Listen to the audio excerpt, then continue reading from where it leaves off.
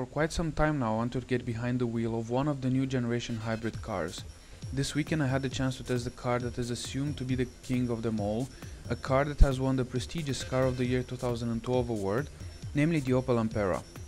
Since its launch at the Geneva Motor Show in 2009, the Ampera has caused quite a stir among the automotive world, especially as it was the first car of the year of type in Europe, extended range electric vehicle, developed also under the name Chevrolet Volt in the US. It was first put into production in 2011 and the first units were delivered to Germany in the early days of January 2012. Since its launch, the Ampera has been advertised so avidly that it really makes you wonder if this car is as great as they actually claim it to be. First of all, let's talk about the powertrain. Under the hood, this car has two engines. The first one is an electric engine of 113 kilowatts, basically 150 horsepower, and 370 newton meters of torque, which is to expect from an electric engine. The second one is a 1.4 petrol engine, one that you can find in the Corsa or in the Astra, with 85 horsepower, that powers a generator that either charges the battery or sends power directly to the electric engine in order for it to function. The electric engine is connected through the front wheels through a CVT, a continuous velocity transmission. I found this transmission okay, especially for city driving. It's really nice and smooth, you don't notice any gear changes at all. It's really nice for start and stop traffic situation. It's all very good for city situations. However, on the Autobahn by high speeds, and if you want to overtake at 110 kilometers an hour, then you put your foot down, change lane and overtake, then it's going to take a while until the gearbox realizes you want to have a power overtake, and it takes a bit of time that can annoy you until the power is actually sent to the front wheels. This annoys a bit in the beginning. The suspension on this car is rather soft, which improves the comfort. It's very comfortable, it cushions bumps very nicely, and it's especially comfortable at low or high speeds. You don't notice that much of a difference when driving. It's like floating around. But its sportiness lacks completely. There's nothing sporty about this car whatsoever apart from the mind-numbing acceleration of an electric motor. I've tested it in the same conditions I did with the Polo and with the Corsa and most of the cars that I've test driven so far, and I must report that this car understeers like a pig. The two engines in the front don't balance out the battery, which is in the middle and in the back, so the nose of the car is very heavy and it understeers especially in wet situation. It just goes on and on without stopping. As for the interior, Europcar was nice enough to fit the full option model on this rental. So basically you have the full 43,000 euros worth of Ampera here, which means I have leather seats. All the gizmos Opel could fit to this car are fitted to the center console, and yeah, so let's start one at a time. First, the steering wheel is the same as any other modern Opel car from this new generation. It's nice, comfortable, and I can't complain of anything about it. The center display, unlike the two gauges that you are used to in a normal car, you have a 7-inch LCD display where you have in the center the speed, which is important. And on the left you can see the range you can get from the battery and from the tank. On the right there is a really nice accelerometer that you can play with. So if you accelerate too hard, the ball goes up yellow, and if you brake too hard, it goes also down yellow. So basically this is like a child's play trying to balance the ball in the middle to be as economically as possible, which is good because it teaches drivers to not accelerate too much and not overuse the brake. So use the engine brake and drive as responsibly as possible. And underneath the speed you can get various information that you can select from a knob. Basically you can set 2 trips on this car, so you can see on various trips how you did. Then you can have the navigation indications also here in the front shown, despite the LCD on the right. You can see the oil life, You can see the tire pressure, which is very useful. You can see it in real time. Several car message that I haven't gotten so far, so perhaps there are some error message or something that I haven't been able to experience yet. And yeah, and you can also get a small tutorial when you're in parking mode of how to drive efficiently from Opel. Moving on to the center, on the top here you have the 7-inch touchscreen LCD. That's very useful.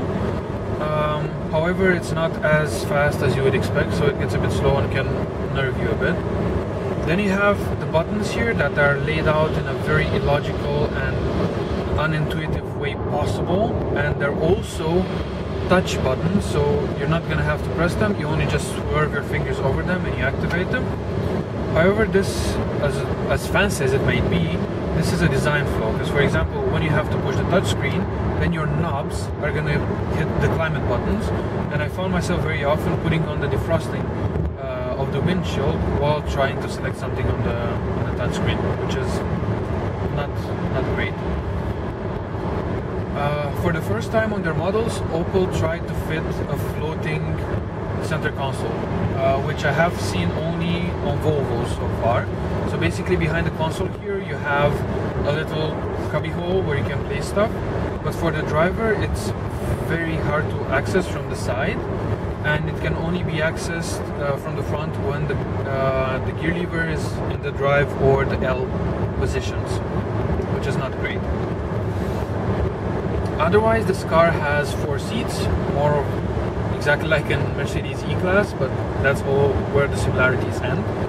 On this model they're leather and they're ventilated, so basically you get ventilation from the bottom and from the back inside to make your ride more comfortable, which on this model I like and I found it useful.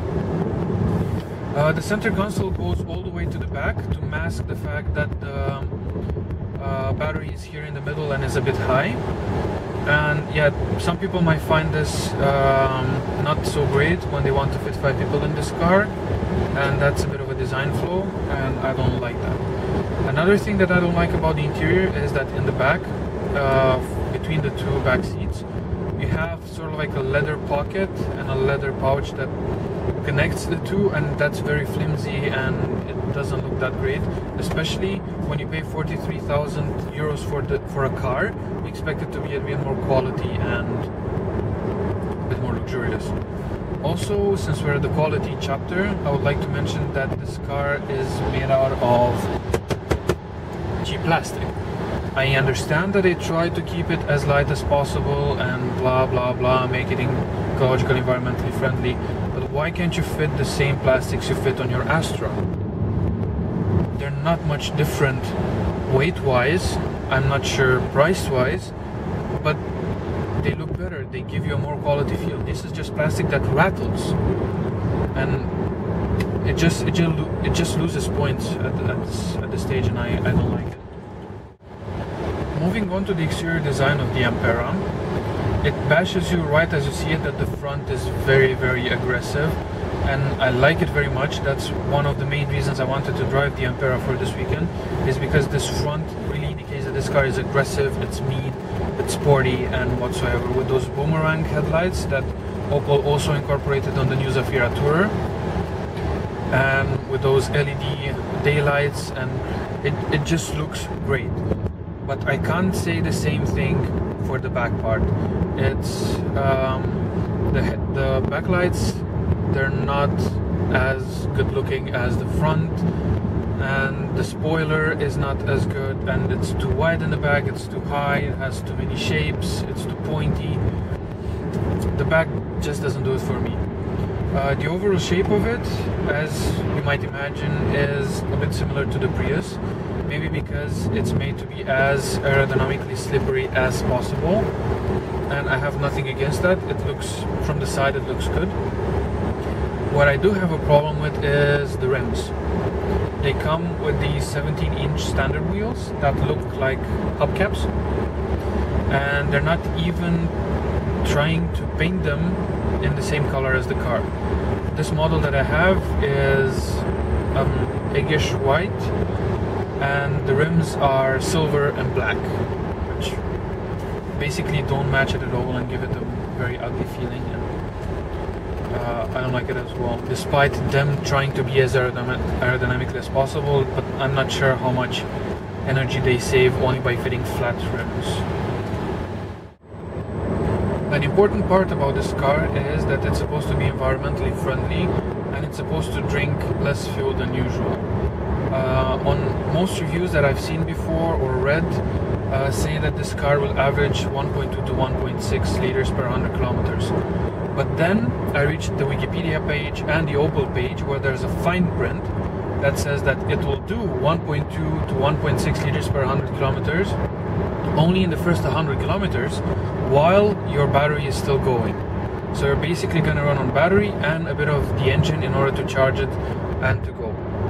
The rest of the kilometers without charging the battery, they claim it will take you 4.8 to 5 liters.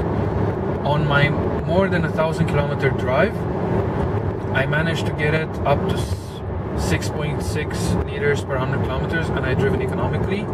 And I can see here from the efficiency tips that they have and the energy efficiency menu that they have that in the lifetime of this car, more than 8,200 kilometers, it has done an average of 7.2 liters per 100 kilometers. And I'm not sure that's competitive enough with the small car petrol engines.